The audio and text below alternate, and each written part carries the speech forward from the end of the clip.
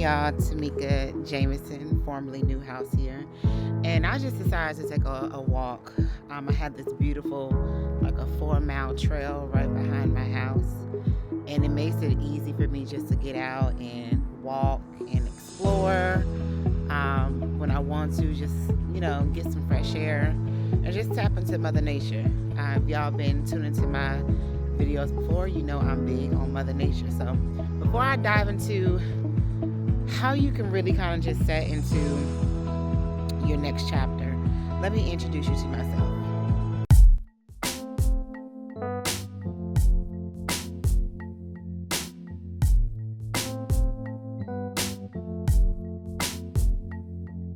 I am Tamika Jamison. A lot of you may know me as Tamika Newhouse. I am a national best-selling author. I've written 17 novels, 5 nonfiction projects. I'm in the process of releasing my second documentary, as well as I'm a producer. I'm a visionary, I'm a creative, and I have been doing this full time since I was 23. So, stepping into your next chapter can be, live squirrels. Ooh. Stepping into your next chapter can be a little scary. And I like to say, well, if it doesn't scare you, then it's not a big enough thought. Like anything worth taking should actually put just a little bit of fear in you. Not a lot of fear, but almost like nervousness. You have to be willing to be uncomfortable with the things that you actually want to experience, the things that you want to have in your life. So trying to make safe choices is usually just not the way to do it. Trying to do a little bit here and there is just really not the way to do it. Big risk, you'll put yourself in a position for bigger wins. Making yourself uncomfortable, you can really discover more about you, like what you're willing to do, what your full capabilities are. And if you don't really test yourself and push yourself past those limits, how would you know? So let me give you a personal story. I share a lot on my memoir podcast, Trace Tamika, simply because I needed an outlet. I am a creative by heart, by trade. Like, I write stories. I'm a storyteller. And I'm also a PK kid. So PK kid is a preacher's kid. So y'all grew up in a church. But I needed to find a way to express myself in a way where I wanted to kind of purge some of that heaviness that I was dealing with. And one of those things was I was dealing with the circumstances that I was given. And often we are living a life that, granted, we probably have not chosen for ourselves. If that was the case, a lot of us would have chose our parents to be millionaires so that when we came into this life, it'd be a lot easier. A lot of us would have chosen to find the right partner the first time. A lot of us would have chosen to find a career the first time. And that's just not the case.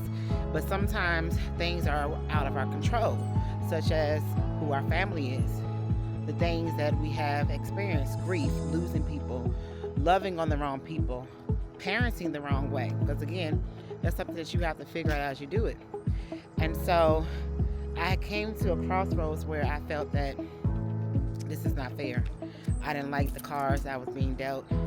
I didn't like the fact that I had to cry and suffer and feel the heaviness of it all before I got to the other side. And I wasn't stealing, I wasn't robbing, I wasn't taking people's lives, I wasn't giving false hopes and false dreams. I was literally just trying to do things the right way. So you know how you can always think that, hey, I'm doing it right, so why is it not working out for me? And in the midst of it, in that moment, in those spaces where I felt that I was being tested and tried in ways that was heavy and sad and unfair, I began to learn so much more about myself. I began to learn that I can handle the quietness. I can handle when it's just me. I can just handle when I don't have anything in the bank account and I can figure out how to still feed myself. I can handle pursuing dreams while still trying to sustain day-to-day bills. I figured out I can handle how to lose weight in spite of still wanting to eat the stuff I want to eat. I discovered that I'm able to do a lot of things because I was forced into those spaces. Now that I'm out of those spaces, I'm able to apply pressure in ways that's unimaginable. I'm able to micromanage. I'm able to foresee things even more clearly. My discernment is even more present. I know who to work with. I know who to give my time. I know who not. So let's just say in some, I ain't naive like I used to be. And not being naive is like, I feel like that's the next level of climbing to being a powerful human being in your own right, in your own journey. Simply because you know everything that you're capable of. You know when people lie. You know when people tell the truth. You know when something may have be a good resource for you. You know when something's gonna be a waste of time. You know because you done it. You can't. Well, I would suggest not can't. Oh, that's a crazy little house in the middle of nowhere. Let me see if y'all can see that. Like a little shed. Can y'all see that little shed? Just in the middle of nowhere. So weird. But yeah, anyway. So my thing is, let me back it up.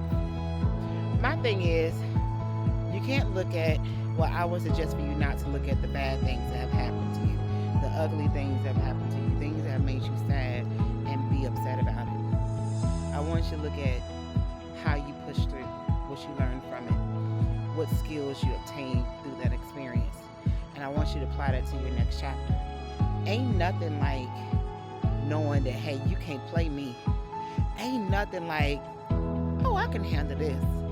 Ain't nothing like, give it to me and I got it and I will turn lemon into lemonade. Ain't nothing like it, y'all. It's like one of the best feelings that I currently have right now. It's the fact that I am so well diverse, not just in myself, but in people. And people is one of the biggest things that you actually have to come into contact with time and time again.